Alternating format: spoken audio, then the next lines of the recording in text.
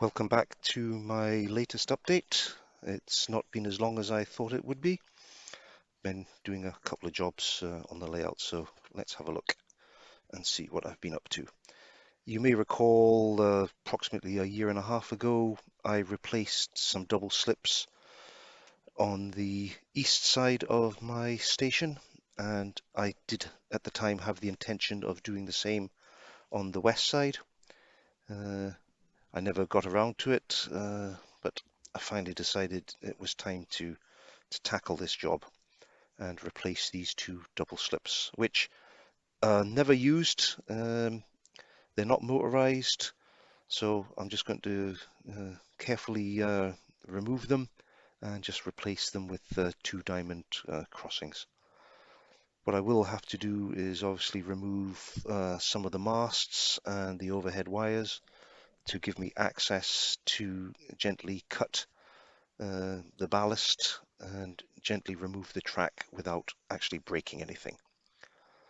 And here you can see I've provisionally laid out the track.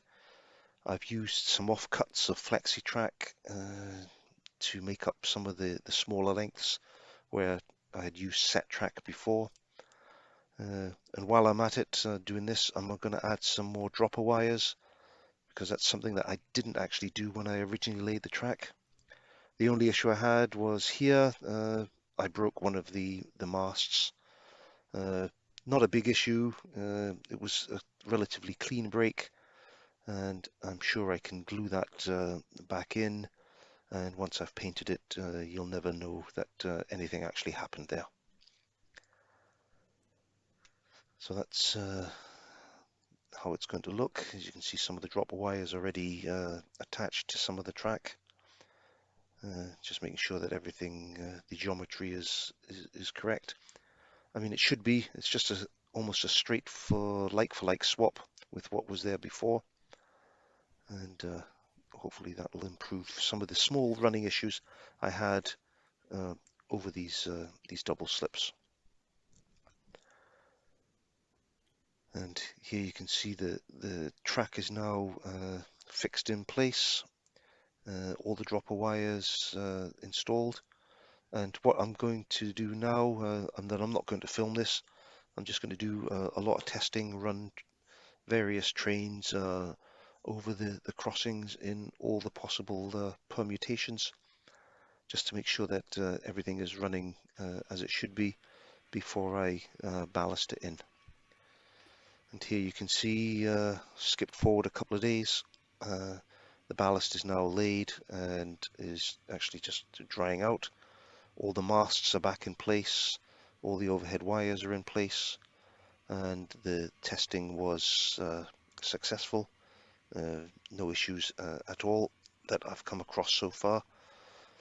I mean, if there was an issue was to come up, removing the ballast and the track, it's not that difficult a job. It just requires a bit of care and attention to avoid damaging certainly any of the masts and any of the surrounding track.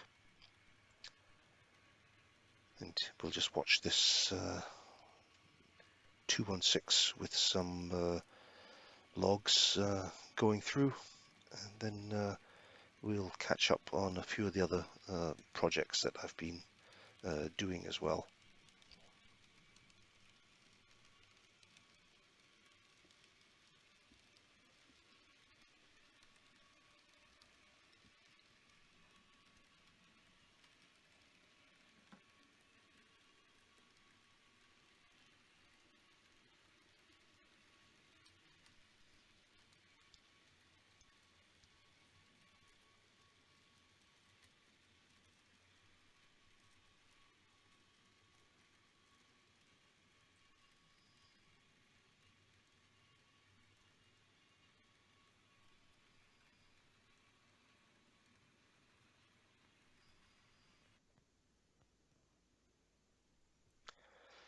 One of the other things that I finished off was the area in front of my branch line station.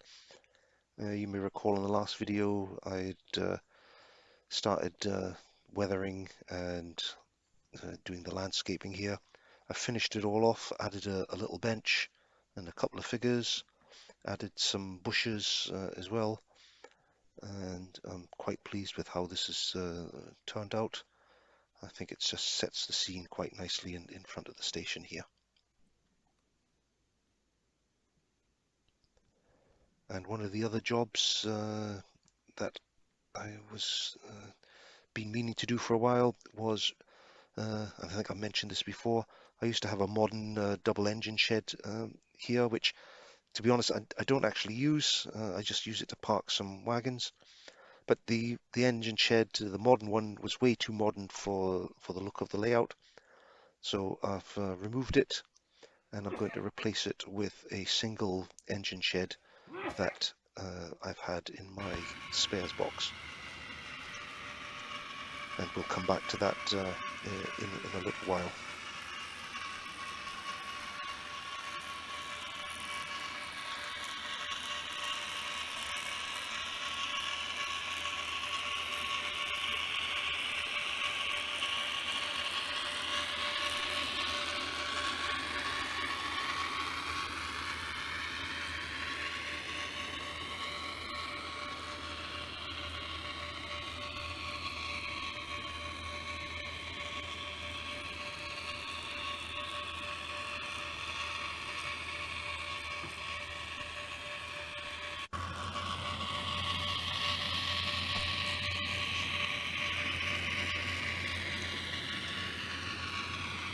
This is the what you've just seen and just watching now is the Austrian State Railway, the OBB version of the famous German crocodile. Very nice model, as you can hear, fitted with sound. The only complaint I have about this model is the detailing on the roof. There's walkways on the roof, and they're always painted the same grey colour, when in real life they were wooden boards. You can't actually see it very well here, but what I've actually done is I've painted them all a dark wooden colour, and then given it a very light weathering, just to make the wood grain effect stand out. I don't know why manufacturers keep on making it all the same colour as the rest of the roof, when it's in reality it's not like this. They can add all these other details, but they just keep this all looking the same. But I've done the update myself, and I'm quite happy with how that looks.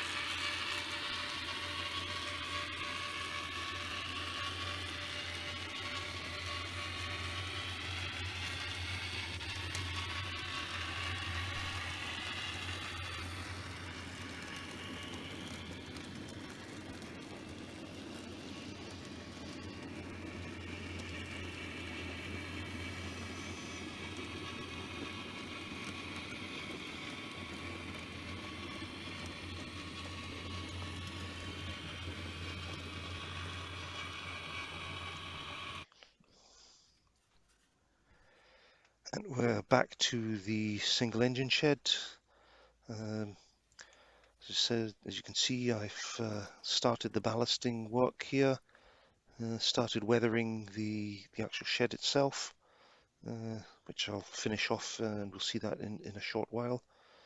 That's where it's roughly going to sit.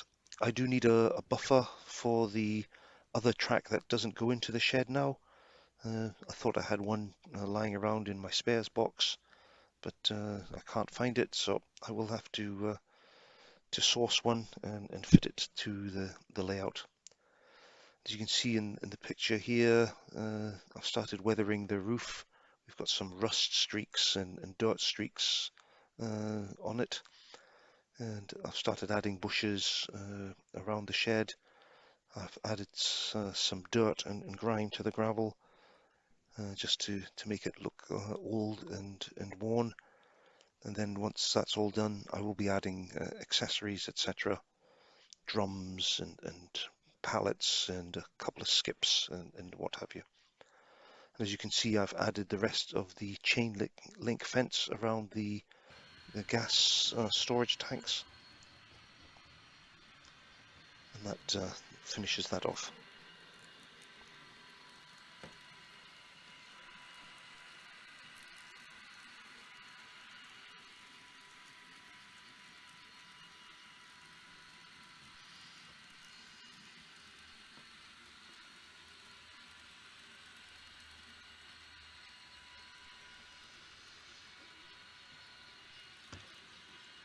Still not convinced on what to do with that area. Had some good ideas in previous videos when I asked the question.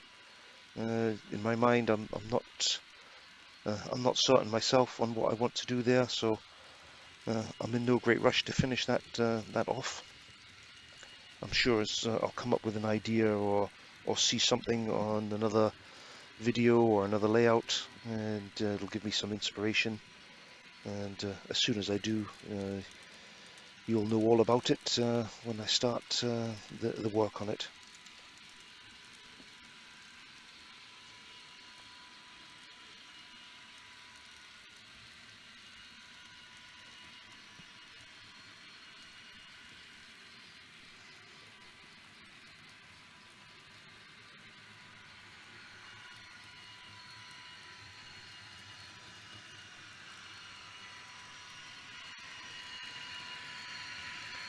Here's another one of my electric sound locos, the German 141 class. Again, another great sounding loco. Just pulling some long distance passenger wagons.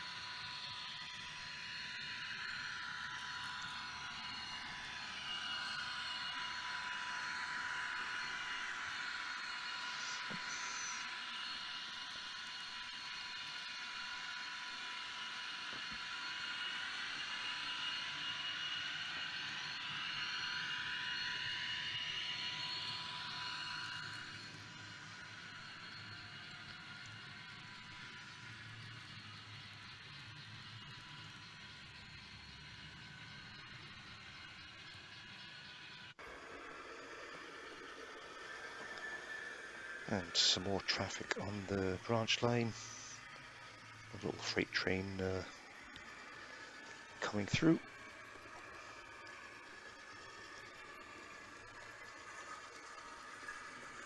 I know the colour scheme on the loco here is way too modern for the types of wagons, but as those of you who know my layout, I don't run everything strictly prototypically.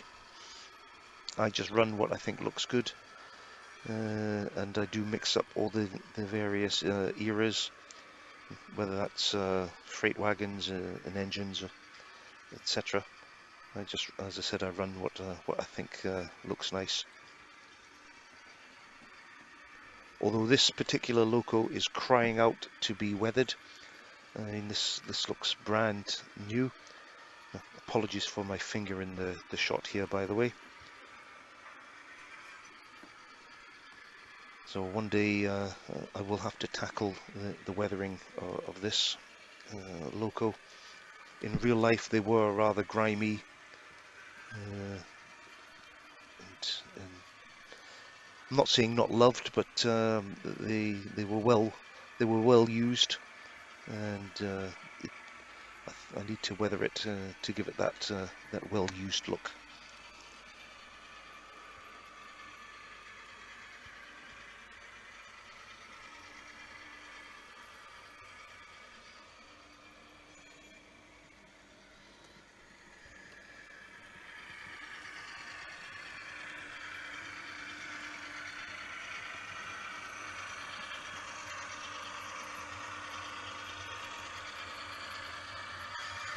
And there's my Pico 216 moving some container wagons through the station.